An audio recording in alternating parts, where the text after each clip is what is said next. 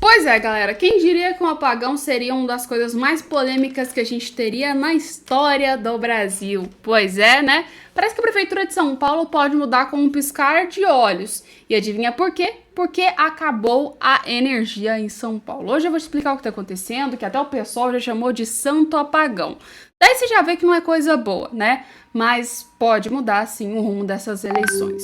E o Barroso fez uma fala muito, mas muito polêmica sobre a bandeira brasileira. Então se prepara que hoje é o vídeo cheio de polêmica do início ao fim. Inclusive eu queria trazer uma fala aqui do Caio Coppola que, sinceramente, detonou o sistema. Se prepara que a gente vai trazer muita informação que você vai gostar. Então já deixa o like, compartilha, se inscreva e vamos entender o que está acontecendo agora, pessoal. Bem, a gente se deparou com essa belíssima reportagem aqui. Santo apagão. Análise do PSOL de que nova tempestade será bem-vinda. O que rolou, galera? Vocês sabem que tivemos o apagão aí praticamente em São Paulo. Por que o pessoal tá achando tão bom esse apagão? Porque tá todo mundo jogando a culpa no Ricardo Nunes. Todo mundo acha que porque o Ricardo Nunes é prefeito, ele tem a obrigação de praticamente resolver o problema da cidade com o apagão. Olha, com outros problemas, realmente é obrigação dele porque ele é prefeito. Mas com energia é um negócio muito mais sinistro, muito mais mirabolante do que você consegue imaginar e não tem nada a ver com Ricardo Nunes e muito menos com Tarcísio de Freitas e sim com a galera do Paz e Amor, que, claro, é o presidente da República e a Federação. Então, resumindo, Ricardo Nunes não tem culpa, mas mesmo não tendo culpa dessa história, tá todo mundo achando que ele é o grande culpado por conta aí do PSOL e do Guilherme Boulos que estão colocando a bomba pra cima do Ricardo Nunes. Sendo que ele não tem nada a ver com isso, já fez cobrança, já disse praticamente para todo mundo que isso não é culpa dele, no caso é culpa da federação que contratou uma empresa que é incompetente, não conseguiu resolver o problema e agora está gerando esse caos todo em São Paulo e fez com que o Ricardo Nunes perdesse muito na aprovação do povo, porque todo mundo está revoltado, sem energia, tem gente que está perdendo muito e não está conseguindo vender por conta aí desse apagão que aconteceu. Então, resumindo, pro PSOL, já deu para ver que qualquer desastre natural, mesmo que esse desastre atrapalhe a vida de um cidadão, mesmo que esse desastre atrapalhe a vida de milhões de pessoas, querido, se botar um deles lá dentro do governo e fazer com que o seu querido candidato seja eleito, tá bem-vindo qualquer desastre. Já deu para perceber que o PSOL pensa desse humilde jeito. Então, assim, né? Quem diria que a gente ia ver essa palhaçada? Colocar alguém do PSOL depois de uma fala dessa é a mesma coisa de dizer: não importa com quem vai ser afetado, o importante é o resultado, contando que eu saia ganhando. Literalmente uma coisa terrível que tá acontecendo. Entre Ricardo Nunes e Boulos, eu vou pro lado do Nunes, obviamente, porque o Boulos não dá, né? O Boulos não dá, galera. Mas não que eu ame o Ricardo Nunes, né? Não era meu candidato preferido, mas entre os dois, né? Melhor o Nunes do que o Boulos, isso eu posso garantir. E uma coisa é certa, o Pablo Marçal não estava errado. Se o Nunes não dá o jeito de controlar essa situação, deixar o negócio andar igual tá deixando, colega, esquece reeleição e esquece a cidade de São Paulo que vai virar uma porcaria, literalmente. Se o Boulos entrar, se prepara que a cidade de São Paulo vai sair de ruim pra péssima.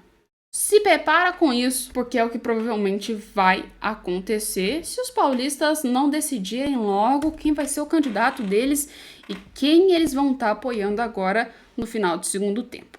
Pois é, mas vamos falar de uma fala polêmica que o Barroso fez.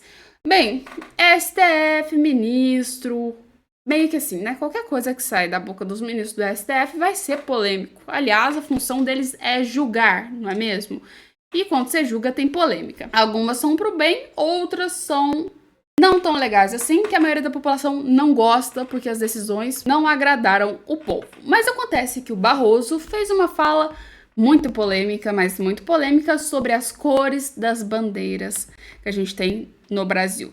Dá uma olhada. Elogios à iluminação do Supremo Tribunal Federal, verde, amarelo e azul à noite. Hoje até tem uma foto muito bonita no New York Times da nossa iluminação. E gostaria de dizer que é a simbólica representação de que as cores da bandeira nacional são de todos, liberais, conservadores, progressistas. A democracia tem lugar para todo mundo. E as cores da bandeira simbolizam os valores que nos congregam aqui e que estão na Constituição brasileira. Ouvido muitos elogios. Vocês concordam ou não? Uma coisa é, a bandeira é de todo mundo realmente. Porém, alguns honram essa bandeira. Outros já hostilizam essa bandeira. E eu não tô falando besteira não, gente. Tem gente que acha que o PT ia entrar e o Brasil viraria um comunismo, tinha que trocar a bandeira do Brasil e botar um negócio vermelho com uma foice e um martelo, entendeu? Então, assim, não adianta só pertencer às cores. Honre essas cores e honre a sua bandeira, né? Vamos, assim, concordar com isso. Mas vocês concordam com Barroso ou não? Põe aí nos comentários.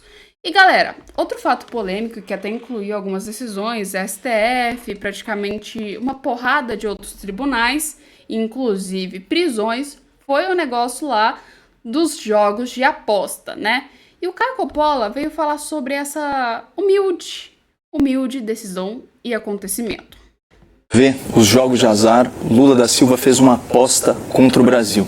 Na ânsia aí de arrecadar alguns bilhões de reais a mais para diminuir o rombo fiscal do seu governo esbanjador, o PT conseguiu a proeza de criar um novo problema socioeconômico com um impacto sem precedentes, tanto na saúde pública quanto no mercado consumidor. O próprio ministro da Fazenda, Fernando Haddad, reconheceu que no caso do jogo online há uma, aspas, distância tênue entre o entretenimento e a dependência. Por sua vez, a CNC peticionou ao STF uma ação direta de inconstitucionalidade da lei que regulamenta as bets, como bem trouxe a Basília. Segundo a Confederação, as novas regras levaram parte significativa da sociedade a um comportamento financeiro de altíssimo risco, prejudicando consideravelmente a economia doméstica, o comércio varejista e o desenvolvimento social. Não sei se vocês lembram, galera, mas essa coisa dos jogos de aposta, tem uns documentários falando que a galera que ganhava do Bolsa Família pegava o dinheiro do Bolsa Família para investir em aposta. Então, assim, é uma coisa legal? Não, não é uma coisa legal. É uma coisa que gera muito problema para a sociedade mesmo.